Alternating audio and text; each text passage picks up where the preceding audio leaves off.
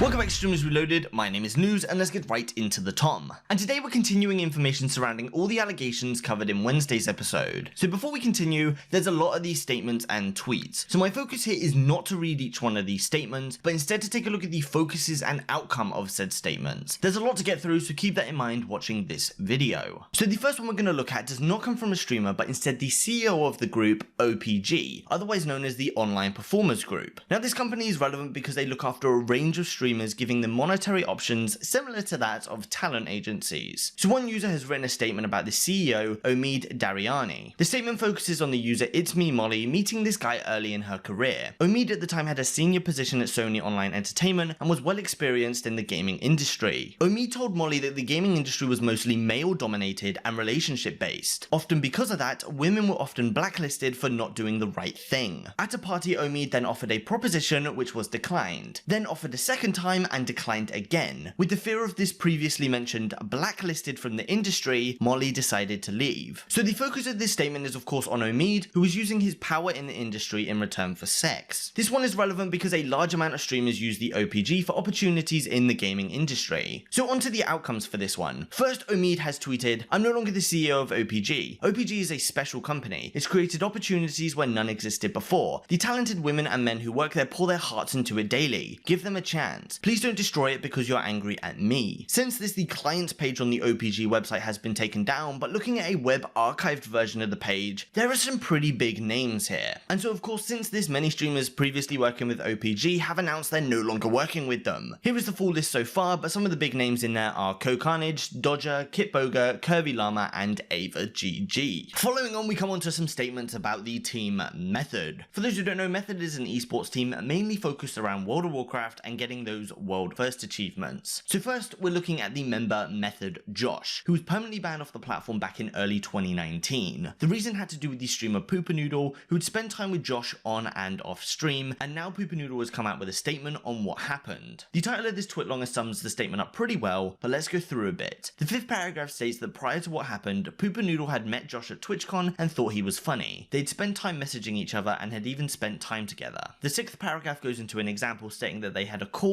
that turned into a video call and Josh was touching himself. The seventh goes into the main points that cause the outcome. Reading fully, anyway, a month goes by where we don't really talk much and my exams have just finished but my internet died for a week. He knows I had no internet for a week and invites me over to stream with him at his place and he says he'll pay for my ticket and we'll do fun stream stuff together. He invites me to a call with him while he's streaming and asks me to go see him. Multiple times in the call I made it clear that I would not be having sex with him. I asked him while he was live, "I don't have to sleep with you, do I?" He laughs and says, "Of course not." He also makes a joke saying that he would never dream of trying anything on me because his biggest fear is getting me too'd. This made me feel pretty safe. I'd met him before and thought I knew what he was like. I did not know him at all. The next paragraph goes into meeting up and how he acted on stream, but instead of reading this one, here's an example.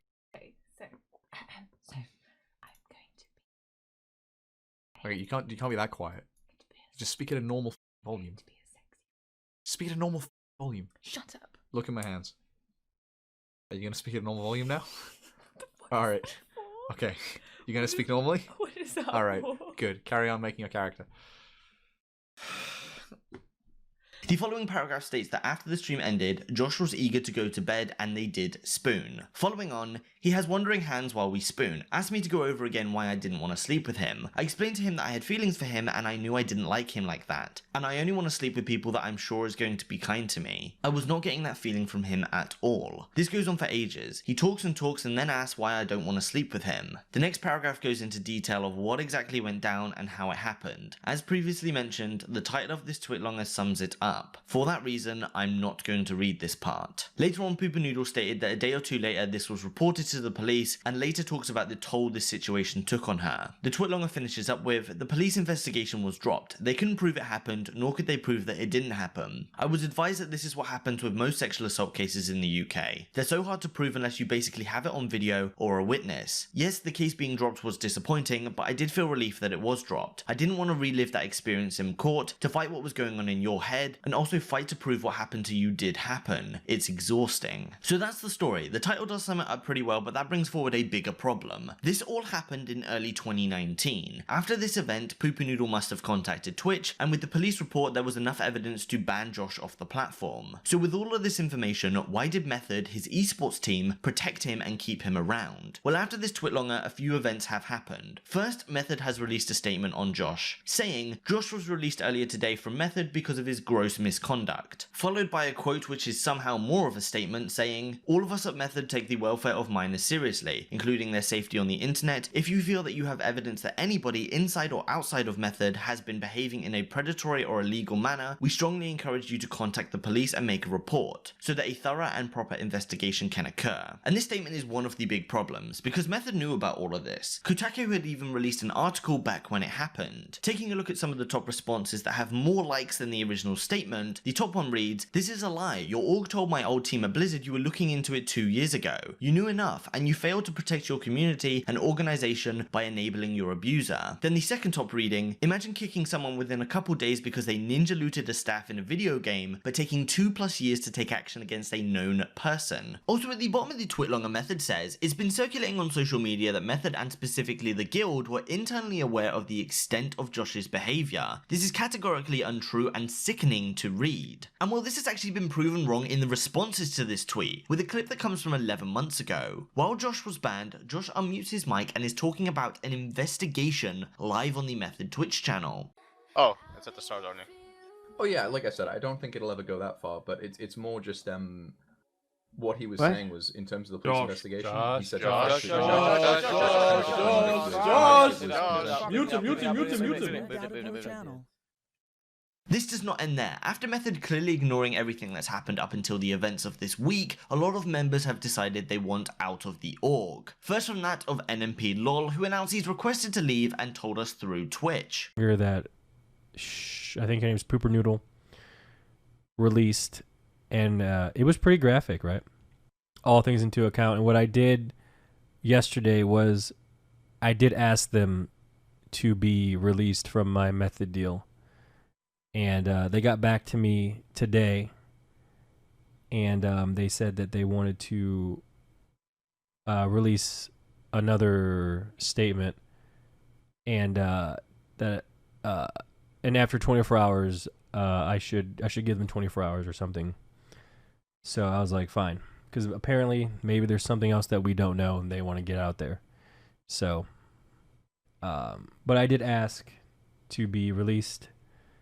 And we'll see how it goes from there. So After NMP requested to leave, a long list of other events have happened, so going through those, SFAN has left Method, Tips Out Baby has left Method, Zico, Peo, Sidu, and the entire EU Pro PvP team has left Method, 2 members of the World First team have left, the general manager Dari has resigned, Zizaran plans to remove all Method branding from his channels, the YouTuber Preach, Grayson, and Elizmir has also left Method. Then on the sponsorship side, Corsair has ended their partnership with Method, and so has Wowhead ended their partnership with Method. This feels like it should be the end, but no, it's not. The streamer Annie has posted a twitlonger about the co-CEO of Method. I'm not going to read any of this, but the outcome to this is Method has posted another statement saying, following the allegations of misconduct, co-CEO Sasha Stevens has been placed on unpaid administrative leave pending the results of a third-party investigation. So here we've gone over 2 very big situations that have affected a lot of streamers. But now let's look into some individual cases. Twitch have decided to step in, and they've tweeted out an update on our investigations into the recent allegations of sexual abuse and harassment involving Twitch streamers and actions we're taking, which is posted alongside a blog post. Going into the blog post itself, the main information reads, "We are reviewing each case that has come to light as quickly as possible, while ensuring appropriate due diligence as we assess these serious allegations. We've prioritized the most severe cases and will be issuing permanent suspensions in line with our findings immediately." So what is the outcome to this so far? Well, Twitch have said they're going to be issuing permanent bans to the most severe cases. As of now, a few streamers have been banned. These being I Am Spoon, Warwitch, Bless RNG, who also had a global emote on Twitch, that's been removed as well, and Wolf21. Next, Swifty, who had some allegations placed against him, had his NPC removed from World of Warcraft. The best opinion to share for this one comes from Asmongold, so here is what he had to say.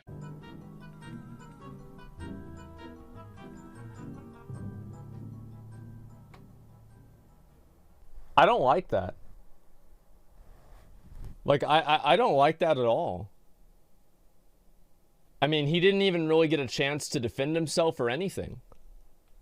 And they just removed it without even probably talking to him. I don't know, man. Like, it seems like... Yeah, like... That's like, how's that acceptable at all?